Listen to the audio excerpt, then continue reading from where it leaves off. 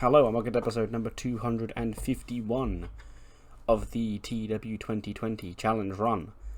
We are here week 3 of May 2022 and we have Judgment Day. That wasn't a Raw pay-per-view, couldn't have to do with Raw at all, but we had it last episode if you didn't see it, which means we're now very much on the road to Money in the Bank across both brands. But more importantly for Raw, well, not more importantly, but also importantly for Raw, Champions Week. Next week, we know Tozawa versus Biggie, New Day versus The Fiend and Willow, and we've got a fatal four-way to determine the Intercontinental Championship number 1 contender on that show tonight. We've also got 2 Money in the Bank qualifiers, as well as the return of Goldust. Without any further ado, let's jump straight into the show. New Day opened the show, and Biggie's like, well, you heard it here, you saw it last week, folks. Cesaro and Big E once again one-on-one of each other, this time next week on Champions special episode of Raw. And let me tell you, Cesaro, me and you, we go way back. There are very few men on this roster I respect more than you, Cesaro. But I'm gonna have to beat you next week because I'm the World Heavyweight Champion. That's what I do. I win, I retain this championship, Cesaro. And maybe one day your time will come. I'm still pulling for you to win this big one because goddamn does it feel good, but you know, that time won't be next week. The Cesaro comes out and he says the same sort of stuff he said before WrestleMania. He's like, you know, Big E, we both went into WrestleMania needing to win that triple threat match and you won it. Congratulations. But you didn't pin me, you pinned Finn, and I've pinned you. And there was a deep part of me that thought bad about beating you in that match because you did win the Royal Rumble to get the opportunity and you went through hell and back to get it, and you also deserved that championship run. But you've had it now, you've had your time in the spotlight. I've still not yet to have mine, E, and I still deserve it, and I'm going to take it next week and I'm going to cut your run short. And Biggie's like, bring it on. But first tonight there's a 6-man tag team main event, you and 2 friends against my boys, the New Day. And the Street Profits come out, and they're like, Dawkins, you see, an opportunity to main event Monday Night Raw. He's like, yeah, fam. We'll be Cesaro's partners in the main event, fam. And it's on. It's going to be Cesaro and the Street Profits against Big E, Xavier Woods, and Kofi Kingston in the main event of Raw. And I forgot to put Alexa on screen, but she'd come out and be like, you know, let's make this interesting. Cesaro's the number 1 contender. If this team wins the main event, then next week we'll have ourselves a triple threat tag team match between the New Day, the Street Profits, and the Fiend and Willow. So some more stakes added to the main event tonight, as well as just bragging rights for Cesaro and Big E. We open up with the fatal 4-way to determine the number 1 contender for the IC title next week. But first, Veer Mahan coming to Raw. This also isn't the fatal 4-way match. This is another segment I forgot I added. Alexa returns to her office after making the announcement in the opening segment, where she's greeted by her secretary in the suit, and Bianca walks in. She's like, girl, who the fuck is this? Pointing at the other girl, and she's like, well, she came out in the main event last week, Alexa. I don't know what your beef is here, but what's she doing getting up in my grill, costing me spots in Money in the Bank? And Alexa's like, Bianca, Ivy's her own lady. Like, she serves as my secretary because I need the help because of rogue people like you coming in here to threaten me for my job, for doing my job. But I don't monitor her every move. Once I feel safe, I let her go out and do her own thing. I mean, I've signed her to a Raw contract, and she's contracted to be my secretary, as well as a competitor on Raw, so she can get up to whatever she wants to in her spare time. And the fact that you would think that after all of that, Bianca, that I would sabotage your chance to be Money in the Bank, that's very silly of you. And quite frankly, I don't stand for the slander. So you're suspended for 3 weeks. Bianca's like, girl, excuse me. And Alexa's like, did I stutter? Like, get out. Or do you want Ivy to escort you out? See you in 3 weeks, hun. So, early signs of a bit of, you know, abuse of power. So 3 weeks being, she'll miss week... Actually, no, it's a month, actually, not 3 weeks, because I've done my calculations wrong. So she's going to miss week 4, May, then 1, 2, and 3 of June. So, yeah, a month without Bianca Belair because Alexa's been very petty here, I guess. here's the Fatal 4-Way. Good match. Bobby Roode picks up the win. He pins Drew Gulak with a glorious DDT. And judging by the ratings, I made the right choice here. Ronnie got a 70. 71 for Gulak because he's working through like floating bones in his knee or whatever. So his performance was greatly hampered. He would normally be getting better than that. Garza with an 81 and an 88 for Bobby Roode. So he will be the man to face a very tired Cameron Grimes for the IC title next week. That could pay dividends for Bobby Roode. You know, he could win that match and capitalise on Grimes not being in the right headspace right now. But it will be Bobby Roode and Cameron Grimes. And we'll have Big E versus Cesaro. We've got the tag match that could become a triple threat. We've got Charlotte and Jordan against the winners of Anne-Marie Cooper and Kelsey Cook. Katana Chance and Kaden Carr and Mia Yim and Ember Moon. We just need to know what the Women's Championship match will be. Speaking of the Women's Tag Team Champions, they're backstage getting ready. They're like, oh, you know, this Friday we're going to find out who we're defending against next week. That's when Asuka, Micah and Julia Dominion walk in. And Asuka's like, well, we fucking won that tag match last week. Oh, what are you doing? And Charlotte's like, whoa, woo, relax. I'm in the money, in the bank zone, woo. So if you've got something to challenge me for, you may as well do it now. And long story short, I said this in editing in post on SmackDown. They're going to get their tag title shot tonight because I forgot that I crowned them #1 contenders, and there is a story brewing with Asuka that needs the title match to happen, so I can't just redact it. So we're going to do it tonight. It being a week off doesn't make any difference, really. So they're getting the title match tonight. Next week it will be against the SmackDown team. So 2 defenses in as many weeks for Charlotte and Jordan. But, you know, Charlotte, she's the top of the division. She's in Money in the Bank. She's got to be on her toes at all times.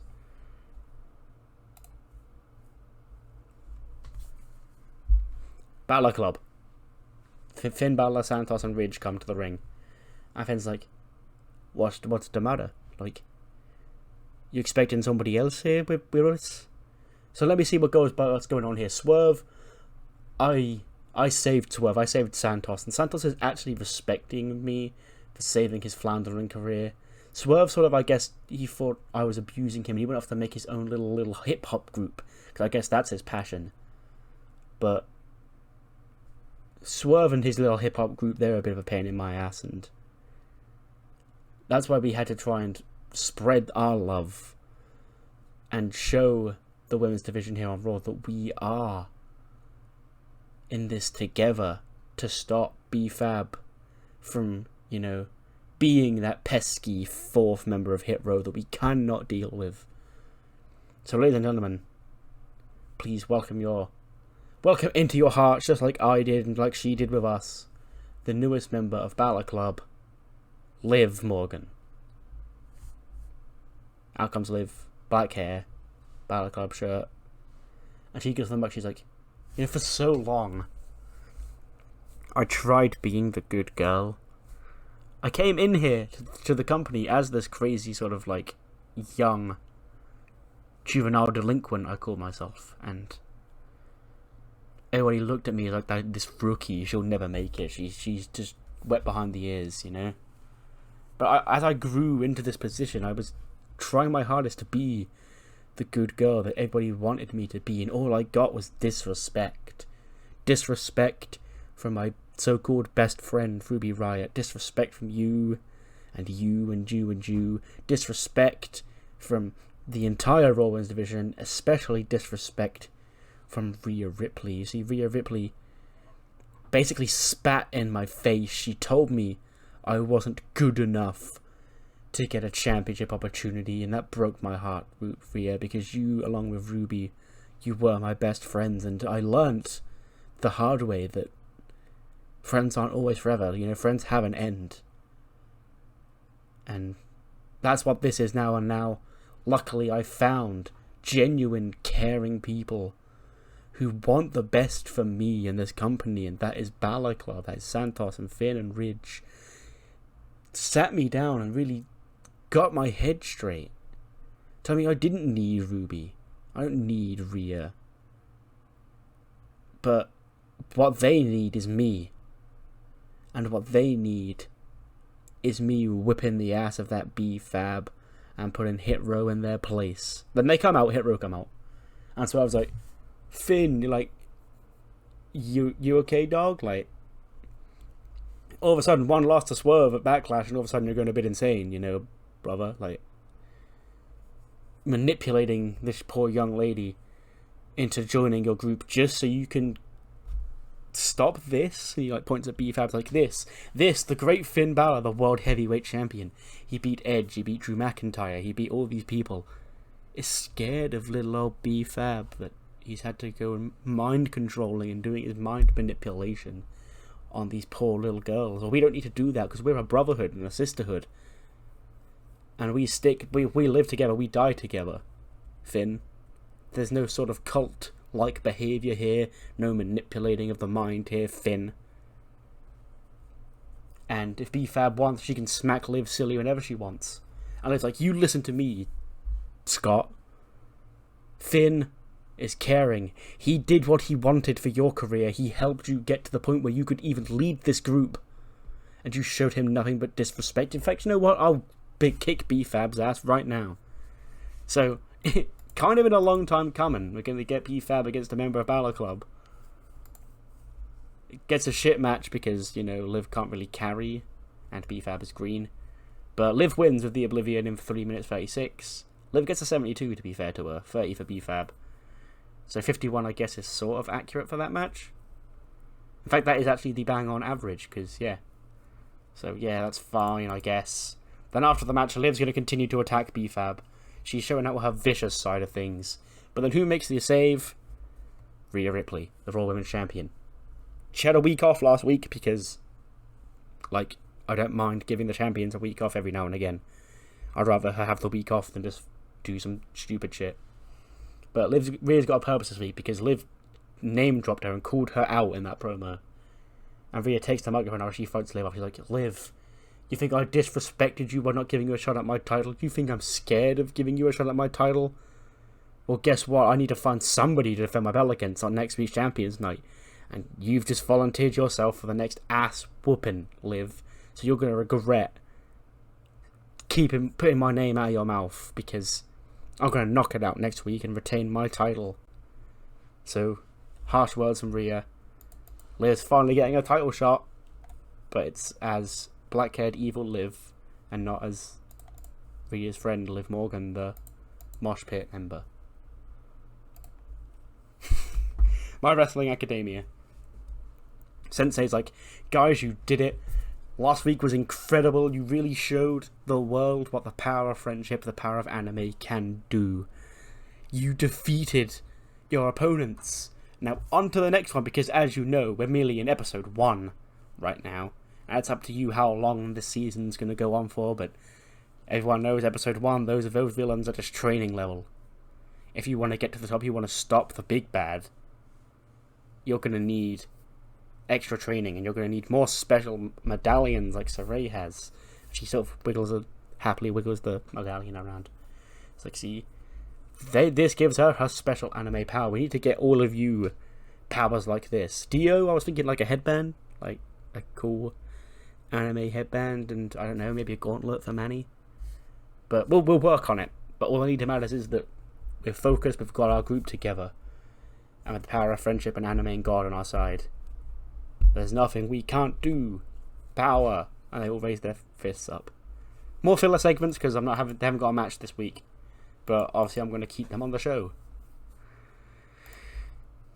Speaking of segments, we're back at Dragon Mountain, I've dubbed it. And Tajiri's back this week because Path of the Dragon, they're going to graduate Dragon Mountain School. They've finally mastered the act of like breaking bricks over their forehead and the true path of the dragon, you could say, no pun intended. And Tajiri's like, Tozawa, puts his hand on his head. He's like, I now brand you the Dragon Master. And he sort of like Rafiki, like marks his forehead and does it with Koryo as well. So they've now got like badass little like Dragon Warrior face paint.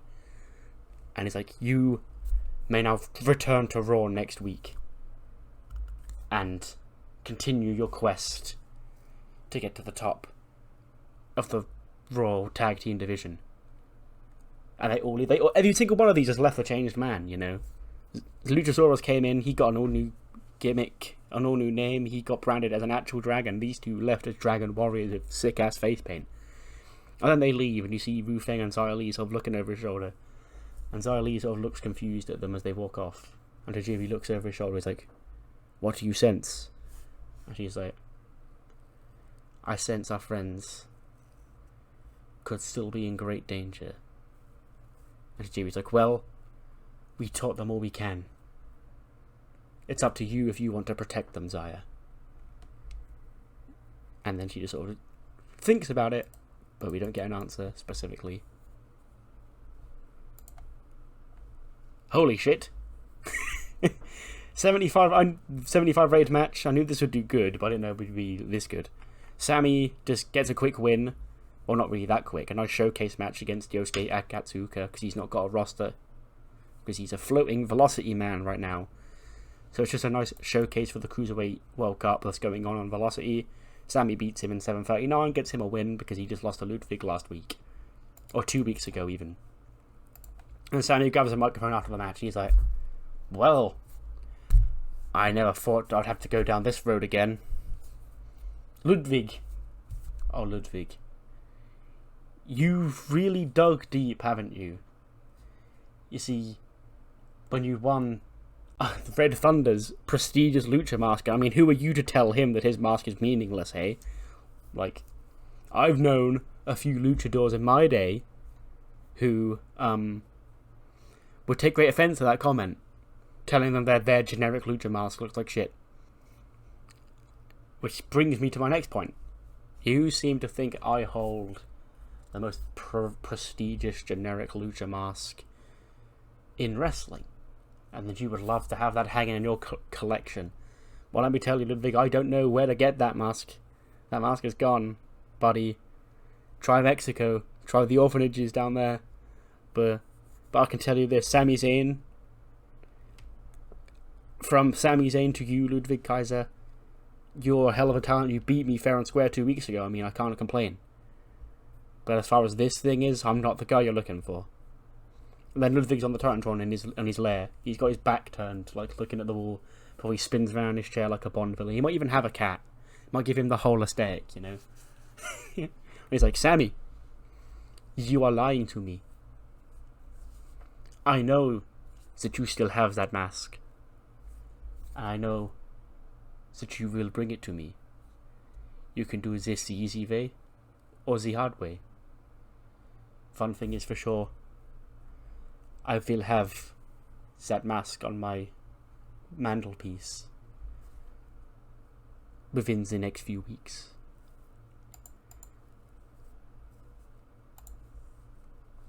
Backstage segment.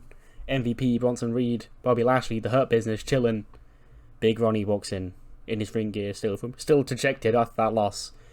It's like, you know, I know you didn't get pinned, but like, it still sucks to see you lose this soon into your Raw career. And Ronnie just doesn't answer. And MVP's like, "I said it sucks to see you lose this early into your Raw career."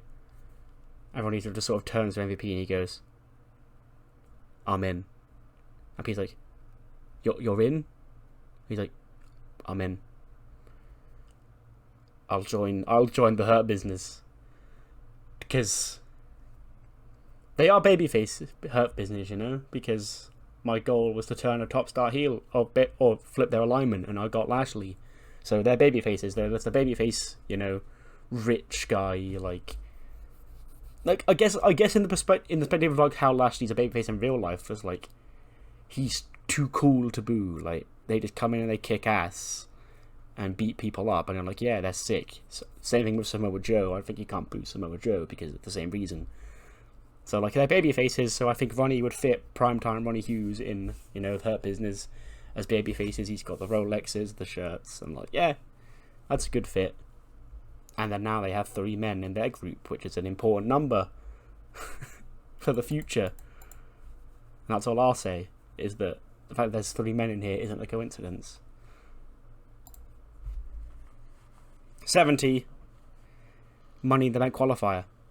Nova Nebula defeats Maki in 6:08 with the Area 451 to join Charlotte Flair in Money in the Bank. So we've got 2 confirmed entrants in Money in the Bank now. We've got Nova and we've got Charlotte. And we're going to learn the third on SmackDown because Toni Storm's facing Sasha Banks on that show. Maki gets a 73, Nova gets a 69, nice. And finally it appears that this petty squabble has been put to bed. Nova has a strong connection with young female demographic who really liked her winning. Yeah, they did. They love the alien girl. Backstage segments, Angelo Dawkins chatting with Montez Ford. He's like, Dawkins, you see, we got this main event tonight and we could be the next Raw Tag Team Champions. What we gotta do is us and Cesaro win this match, then we win next week and we're gonna be the champions. It's like, yeah, fam, that'll be sick, fam, but I've got my eyes focused on Money in the Bank, you know. Like, we were on Miz TV a couple of weeks ago, and I was really, we're gonna feel Money in the Bank. I know we're tag team guys right now, but there's no reason we can't be in that match. And then Rey Mysterio and Dominic walk in, like, you know, we're also tag team. But we've also got singles intentions, so. We also have got great interest in being in Money in the Bank. And that would be cool if, like, us four went at it in a fatal 4-way to determine who'd be in Money in the Bank. And Montez was like, yeah, I suppose it would. That'd be sick. Rey Mysterio and his son against me and Dawkins. Just some food for thought, you know? Segment. I forgot to mention this at the end of the Ronnie Hughes Hurt Business segment, but MVP was like, we've got our first order of business as a new group, and he took them away. Their first order of business is to knock on the door and fight Blitzkrieg again, because there's now even numbers about MVP having to get involved, and they basically come in and they have a fight. These two groups still going at it. Who knows when it will end? Because there's a lot of fighting. Because putting Walter and Bobby Lashley in the same segments rated on fighting does big ratings, so. Oh, I did definitely click next segment game, but apparently not. Guess what time it is now? Karrion Kross versus Norman Nigels, another very intimidating foe on my crusade of genocide. I beat him in 42 seconds, nothing personal, kid. 82 for me, and 25 for Norman Nigels, and that gets us 64, because the Raw crowd really loves seeing Karrion Kross pick up wins in emphatic fashion, Carcass by his side. And what a great win for the Kross cult. And me and Carcass, we're gonna celebrate after the match when our truth comes out. I forgot to. Oh no, it says do not change because the book already holds the title. So what happens is our truth runs out because he's sort of been getting involved with them by accident recently, and he's like, "Oh, sorry, dog," and then Karrion Kross lays him out with a nothing personal and wins the 24/7 belt. Huh. I told you, my Carnage crusade will lead to me being a champion, and I've done it. He holds the 24/7 title up high. He's like, "See, champion again. I'm so badass. Don't you think so, Carcass?" And he's like, mm-hmm. Hey, bro, like, I'm just having an interview, bro, because you know, like, Money in the Bank qualifying against The Miz later on tonight. I know The Miz is a goober, but, like, he won a lot of matches across WWE history, bro. So, like, I'm not going to take The Miz lightly in this match, bro, but quite frankly, I think Miz might be underestimating me and what I can do, bro. Because I'm going to be in Money in the Bank. I'm going to pull it down. And when I carry that briefcase around, I could store whatever I want in that briefcase, you know, bro. Like, I could put anything in that case. If I want to sneak something into the building, I can put it in my case, bro. And, like, it'd be really cool to see my friends. And they're like, "Oh, Riddle, what's in the case, dude?" And I'm like, "Hey, bro, you'll never guess." And then Tyler Breeze walks in, he's like, "Do you ever shut up?" I mean, when I want to shut up, bro, but I'm really gassed for this match, dude. It's going to be great. You're in Money in the Bank too, aren't you, bro? And he's like, "Yeah, there I am. What about it?" Like, hey, where's the other guy that you hang around with? He's a lot cooler than you, bro. Like, he's really big, and he has the suit, and he crosses his arms, and he looks all intimidating. Where's he at, bro? But he's just like, Wardon's not here this week. because I don't need Wardon here this week. I don't need Wardon really at all to watch my back. I'm doing him a favour. And if you stay out of my business, that'll be doing me and yourself a favour. That goes for tonight, that goes for any time in the future, and that certainly goes for if you qualify for Money in the Bank.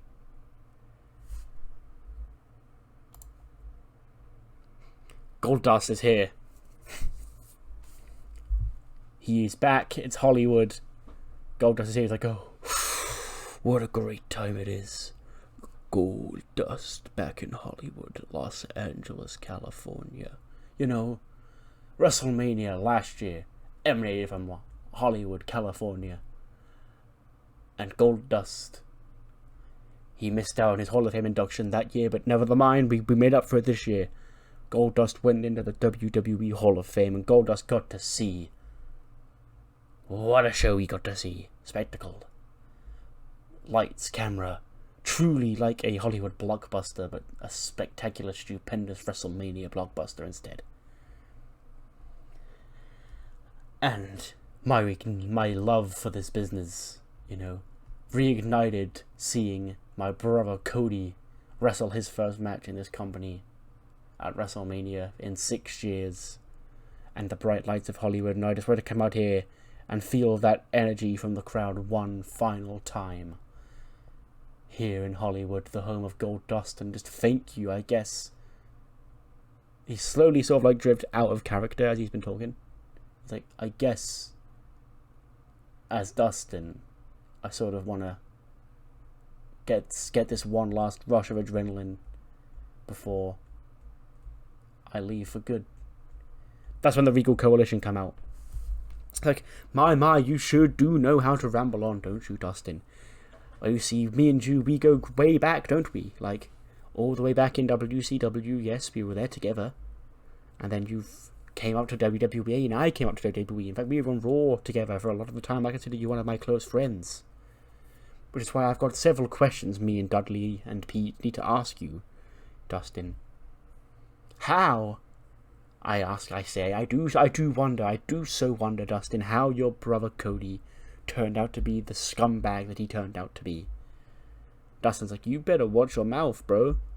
He's like, no, I'm serious. Like, you were always the ultimate professional. You did whatever was asked of you. Hell, I vaguely remember you saying that you were going to get breast implants to help enhance your career in this industry. Yes, that is a story you've told me.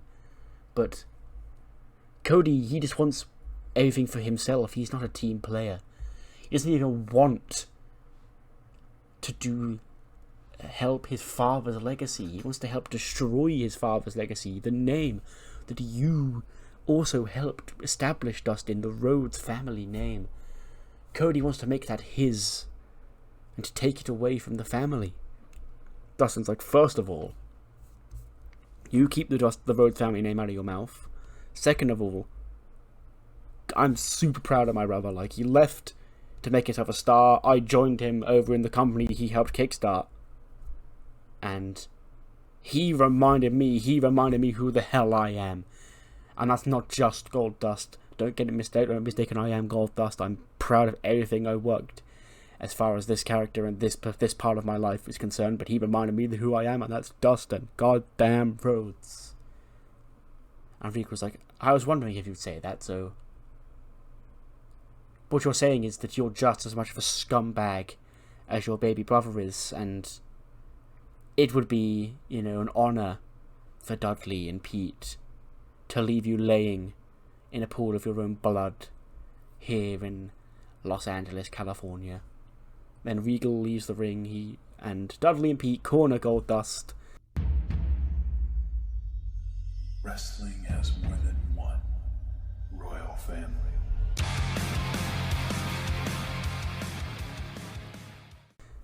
Wrestling has more than one royal family. Here comes Cody to save his brothers, save the day. He storms to the ring. He takes the fight to both of them. Cody Carr to Pete Dunne, takes him out. He gets the crossroads. Big Dudders takes, you know, the final cut from Goldust. And Cody sort of picks the mic up. And he looks over at Dustin. He looks at Pete and Dudley and Regal on the outside. He says, "When's it gonna end, Regal? When is this? When are you gonna give up?" "Give in. I'll tell you when. That time's gonna be at Money in the Bank in Las Vegas, Nevada. I've beaten Pete Dunne, I've beaten Dudley, I've not beaten the two of them together. And that's what I'm calling for at Money in the Bank. I'll take on both Pete Dunne and Dudley Davis." And Regal's like, "Oh, you must be some kind of a moron, Cody. Like, you're on handicap match." And Cody's like, "Handicap match?" See, the interesting thing about handicap matches is my heart, my adrenaline, you know, I could accept the handicap match. And then slow turn to Dustin. Cody tosses him like a towel. He goes, "Clean yourself up, my big brother. We've got work to do.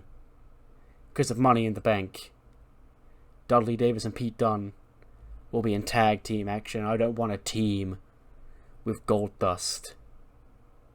I want the brother that I brought out.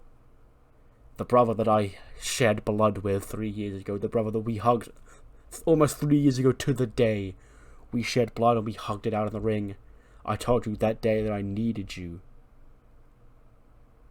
I need you again today. I need you again at Money in the Bank. Not Gold Dust. I need Dustin by my side. Brothers Rhodes against Regal's boys in tag team action and Money in the Bank. You want to go out the way you want to go out, Dustin? Now's your chance. Now's your chance to go out. You went out over in the other company. You went out the way you were to go out. Now's your chance to do it here in WWE. Dustin accepts, obviously. So, very contrived match. I assume once I announced Goldust was coming back, everyone knew what was happening. But Dustin and Cody against Regal and Dudley. No, Dunne and Dudley at Money in the Bank. Backstage segment. Cameron Grimes, he's sort of like up against the crate backstage. He's sort of like slowly dozing off, like waking himself up. And Kevin's like, "Grimes, you okay?" It's like, "Yeah, Kevin, I'm just... I haven't really been able to sleep well since Backlash. Like, that the stress of defending that championship that night was keeping me up. And, like, I haven't really been able to get a good night's sleep since. I don't know what the issue is.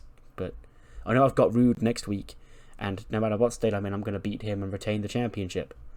And then Rude just walks past. He's gotten changed out of his ring gear. He's in a suit now. Or, like, at least a buttoned-up shirt. And he just looks at Grimes and laughs at him and says, "Keeping you awake, am I? God. Such an inconvenience that I'm keeping the Intercontinental Champion awake during Monday Night Raw. It's okay because you'll have all the time to rest when I make you go to sleep next week and take your belt." Feeling tired? You too can sleep as much as this lady. Random sleeping woman in the background. Come and join Big Mattress Inc. for all your sleeping well-being goods. And you too can rest like a champion. 84. I'm starting to think that Miz might be a ring general, you know. But Riddle beats him. 11-10 guillotine choke. Riddle's going to Money in the Bank to join Tyler Breeze. And then one of Seth Rollins and Johnny Gargano. We actually have a good landscape of Money in the Bank. We've got Riddle in, we've got Breeze in, and on the SmackDown side we've got Gargano or Seth this week. The week after that we've got LA Knight or Kevin Owens. And the week after that we've got Keith Lee or Happy Corbin. And next week on Raw we've got the Fatal Four. Well, not next week, 2 weeks time, because next week is Champions Night. But 2 weeks time we've got the Fatal 4-Way on Raw with Montez Ford, Angelo Dawkins, Rey Mysterio, and Dominic Mysterio.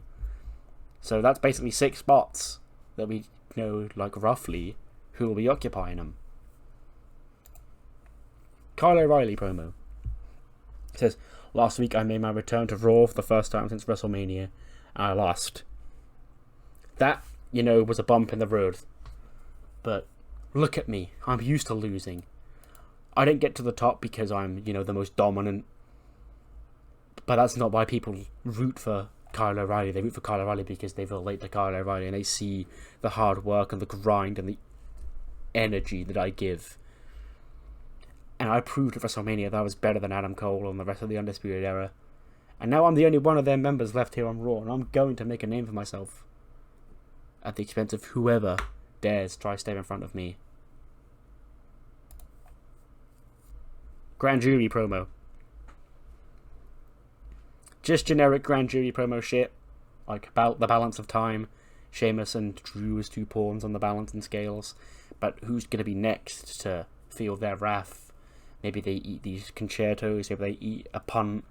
Or whatever Damian Priest would do. Or whatever these three mysterious hooded figures are. Because, don't get me wrong, there are more of us out there. Not just us three. Not just the three behind us.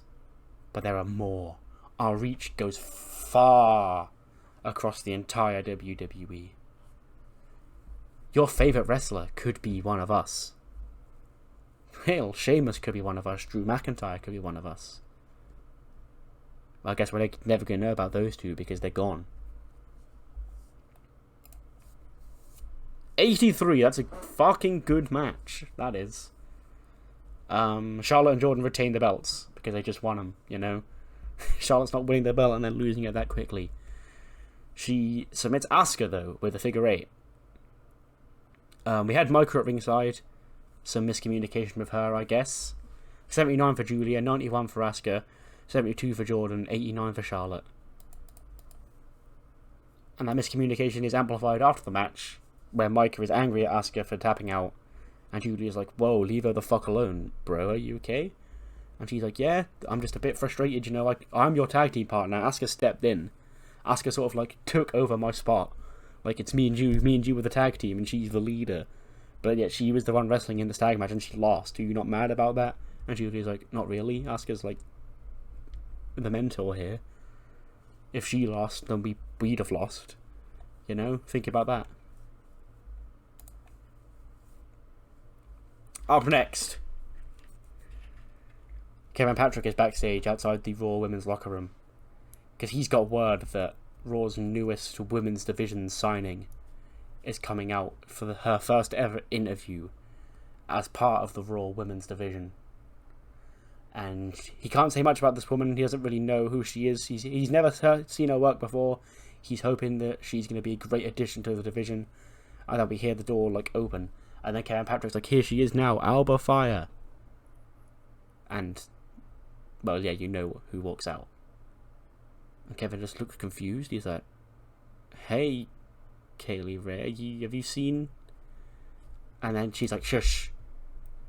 I know what you're thinking.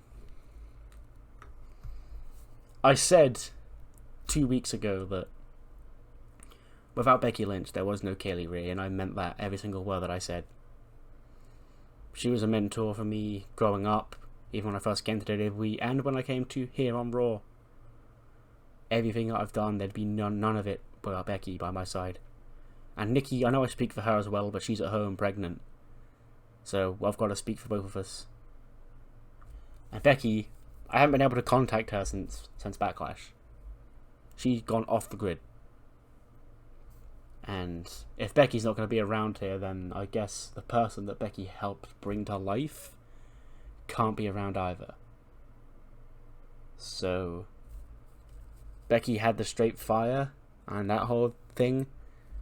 Consider me, Alba Fire, the spiritual successor of that fiery energy that I used to have and that Becky has. Because if Becky's not going to be here, I'll carry her spirit with me. And I'll prove to the world why I'm going to form my own legacy in honor of Becky and not in her shadow. Under a new light, a new name, a new identity. And it's going to start by winning Money in the Bank.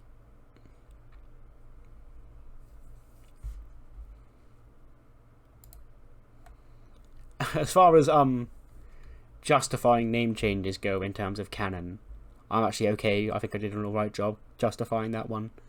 But I actually think the Alba Fire like aesthetic and everything is better than just normal Kaylee Ray, so I thought, yeah, I'm going to change it. Anyway, main event time. The New Day win because they are the unit here. Biggie pins Angelo Dawkins with a big ending. Kofi fractured his cheekbone, apparently, which he'll be able to work through, so it's fine. 80 for Kofi, 91 for Woods. He actually scored the best in the match. 89 for Big E, 81 for Ford, 74 for Dawkins, and a 90 for Cesaro. So Big E has the World Heavyweight Champion, has the momentum heading in to Champions Night next week, and we now know all 5 championship matches.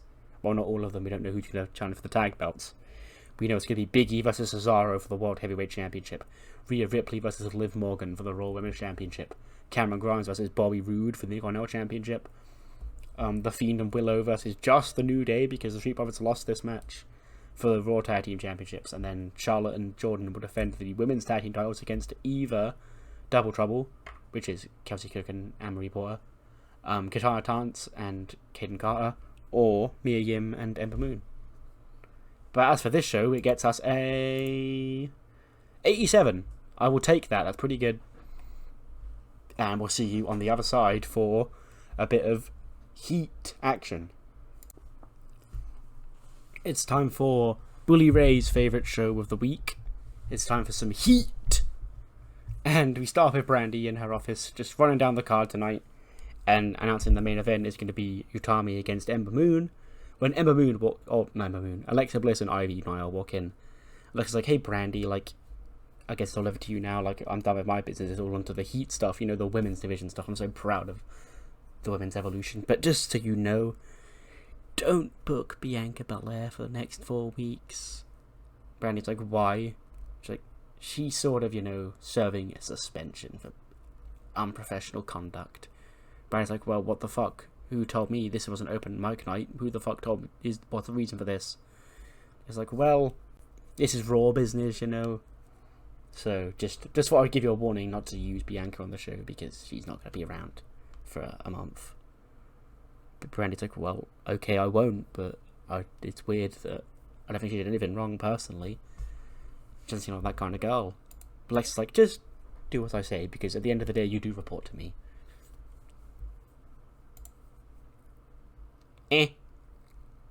I thought Mandy would be recognizable for some reason. I should have checked.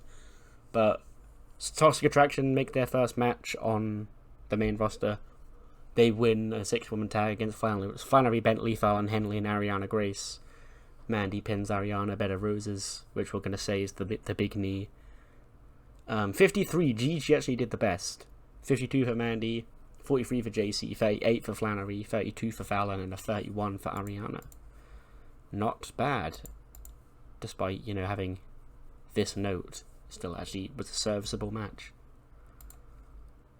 Jada performance, you know, Mackie lost, but she's still in high spirits. No, she's not. She's pissed off when she's performing, and you can tell it in her face.